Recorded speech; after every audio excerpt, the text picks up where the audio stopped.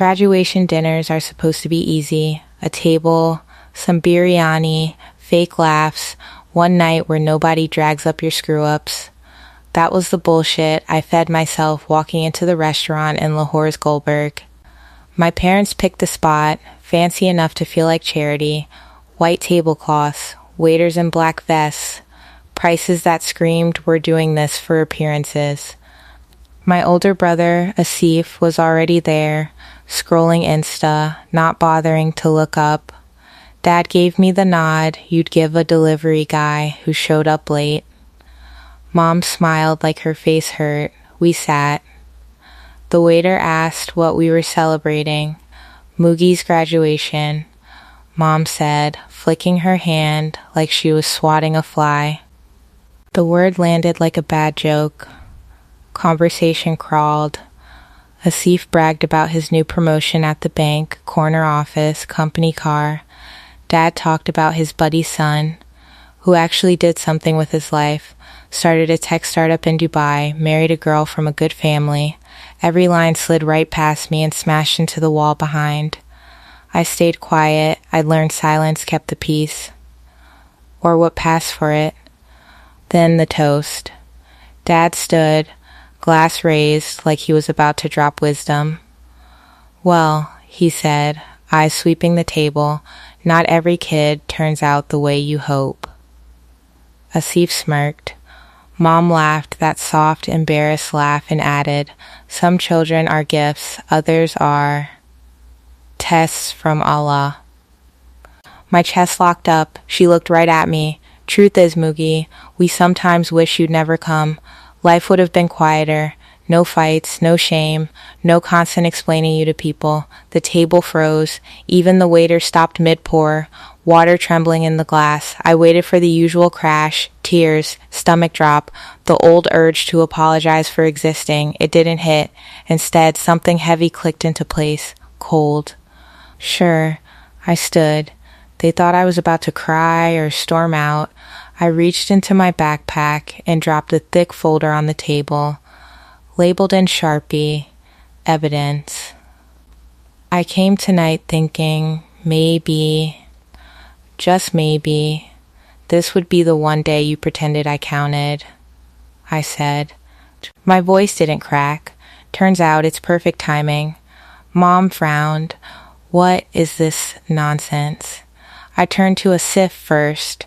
You remember living rent-free in my flat the last 3 years? The one I bought with my scholarship money and night shifts? You turned it into your personal crash pad while I slept on friends' sofas. His smirk died. To Dad, that business loan you took in my name? The one you swore you'd pay back? It's in collections now.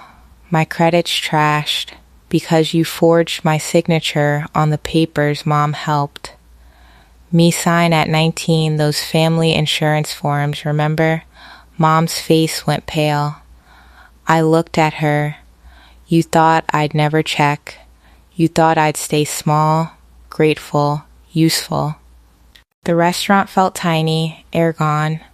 I didn't come to fight, I said. I came to graduate. From all of you. I grabbed my bag. Enjoy the meal. It's the last free thing you'll get from me. I walked out slow. No running, no bathroom breakdown, just steps. Each one snipped a wire I'd been hauling since I was a kid. Phone blew up before I hit the parking lot. Mom, Dad, Asif. I silenced them all. Back in my tiny defense flat, I kicked off my shoes, cracked a window, and finally exhaled. Hands shook, not fear, adrenaline. Because this wasn't impulse. It was years overdue. I'd started noticing the patterns in final year uni. Money vanishing. Bills in my name I never opened. My flat slowly becoming Asif's kingdom while I couch surfed. Every question got the same answer. Dramatic, ungrateful, troublemaker. So I stopped asking. Started collecting. Credit report showed the loan. Forged docs. Hi, talked to a lawyer quietly. Then 2 more. What they'd done wasn't just mean, it was fraud. The flat stayed in my name. I'd never signed it over. I just let Asif stay. Family helps family, right? Wrong. Next morning, 12 missed calls. Dad's voicemail. You think you're smart? You humiliated us. Come fix this now. Deleted. By lunch, my lawyer fired the notices. Bank fraud dispute. 30-day eviction for Asif. Revocation of any fake authority over my accounts. Asif showed up that evening, eyes red, yelling, "You can't throw me out. Where do I go?"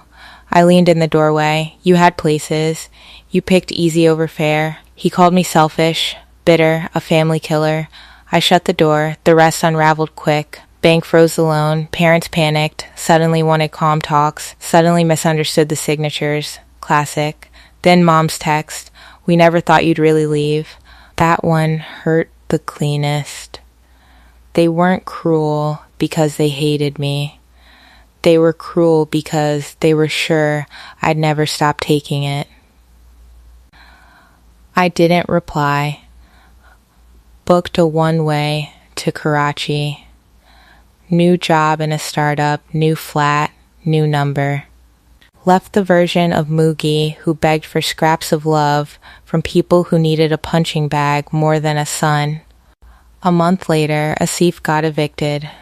Parents sold the car to cover lawyer fees. Loan wiped from my record. They still tell relatives I abandoned them. Let them. I didn't abandon. I escaped. On my birthday, no restaurant, no calls waited for. I sat on the floor of my new place, boxes everywhere, eating Zinger burger from the wrapper.